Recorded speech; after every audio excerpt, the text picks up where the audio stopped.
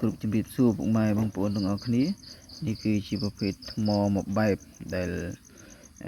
មានសភាពសាច់គឺថាល្អបែបប្លែកខ្លាំងមែនទែនដោយសារតែសភាពសាច់របស់គេគឺជាសាច់ដែលអាចបុកពលឺចូលព្រោះសាច់បែបកែវណាបងប្អូនទាំងអស់គ្នាហ្នឹងហើយបុកពលឺចូលហើយសបករបស់គេគឺដោះមកទម្រង់ដូចហ្គាច់ចឹងហ្គាច់ហ្នឹងហើយដូចហ្គាច់ប៉ុន្តែសាច់ខាងក្នុងគឺអត់មានសាច់ពណ៌ហ្គាច់ទេគឺពណ៌បែបផ្កាពណ៌បែបផ្កាមានផ្កាពណ៌ខ្លាញ់ក្តាមលបាយលាយជាមួយសាច់ហួយថ្លាបាទយើងមិនដឹងថាពេលកាត់ទៅគឺសាច់ហួយថ្លានោះធ្លុះប៉ុន្មានហើយពណ៌ខាងក្នុងមានចម្រុះពណ៌ណាបងប្អូនគ្នាដូចយើងបានឃើញអញ្ចឹងមានចម្រុះពណ៌ឥឡូវនេះមើលឃើញថាផ្នែកខាងក្រៅគឺបែបជ្រួញប៉ុន្តែផ្នែកខាងក្នុងគឺមានពណ៌ខ្លាញ់ក្តាមណាមានពណ៌ថ្លាមានពណ៌បែបក្រហមអុចបាទផ្កាប្លែកស្អាតមែនទែនហើយទម្រង់នេះគឺជាទម្រង់នៃម្បូរពូជថ្មហ្គាច់ដែរប៉ុន្តែគាត់ថាវាជាប្រភេទថ្មដែលខ្ចីឬមួយក៏វាចាស់បែបផ្សេងណាមានន័យថាវាអត់ឡើងទៅជាគុជទេវាអត់ឡើងទៅជាគុជថ្មទេដូចគេហៅថាគុជពណ៌បៃតងគុជអីអត់អញ្ចឹងទេវាបែបទៅផ្សេងបែបរបស់គេវិញណាហ្នឹងហើយព្រោះដោយសារតែទឹកដីខុសគ្នាដូចតំបន់គេនៅតំបន់នោះអញ្ចឹងទៅគេប្រែប្រួលធម្មជាតិរបស់គេទៅតាមនោះហើយនៅនេះគេប្រែប្រួលតាមចេះអញ្ចឹងទៅព្រោះដោយសារតែខ្ញុំមានប្រភេទខ្លះយើងមានសាច់ពណ៌ខ្មៅបាទមានសាច់ពណ៌បែបលាយឡាយដែរដូចគ្នាមានក្រហមមានអីអញ្ចឹងទៅបាទដូចក្របនេះបាទដុសមកជាក្របអញ្ចឹងបាទមានទម្រង់ជាក្របអញ្ចឹងប៉ុន្តែសាច់ជូរពលឺស្អាតហើយខាងក្នុងយើងអត់ដឹងថាពណ៌អីទេអាចនឹងផ្កាដូចគ្នាផងមិនដឹង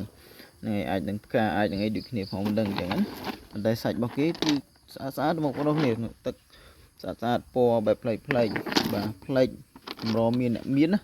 ហ្នឹងហើយមិនដែលសូវមានអ្នកមានទេសម្រាប់ថ្មនេះគឺខ្ញុំរកបានគឺអត់ដែលឃើញមានបងប្អូនណាគាត់សូវធ្វើការបង្ហាញទេមួយក៏ដែលឃើញបងប្អូនណាគាត់បង្ហាញទេមានពណ៌ខ្មៅហើយក៏មានប្រភេទខ្លះក៏ green ដែរនេះ green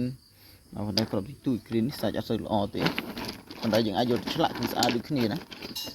ហ្នឹងសាច់របស់គេគឺស្អាតប្លែកខ្លាំងមែនទែន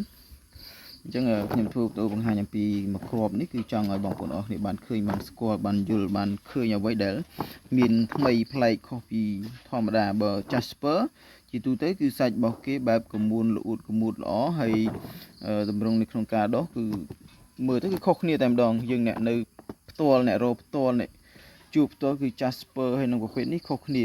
ប៉ុន្តែតម្រង់ដែលមានសាច់ផ្កាបែបនេះយើងអាចហៅថា Jasper ក៏អត់ខុសដែរណាប៉ុន្តែគាត់ថាវាជាពូជម្បូរថ្មដែលដុះដោយឡែកខុសពីគេណាខុសពីគេ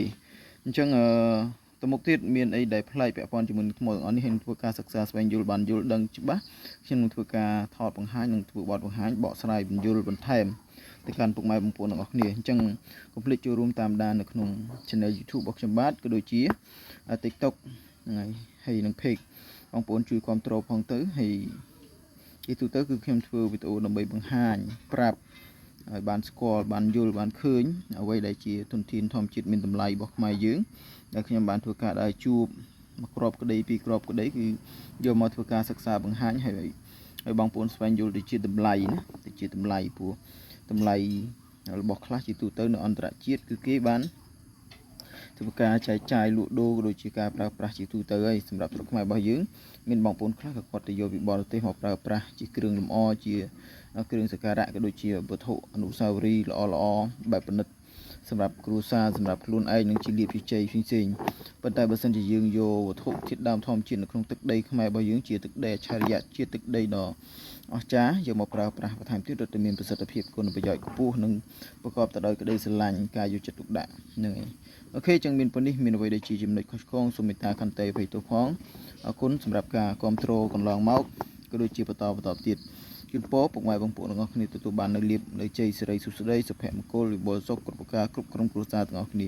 បាទអរគុណគ្រប់ជំរាបលា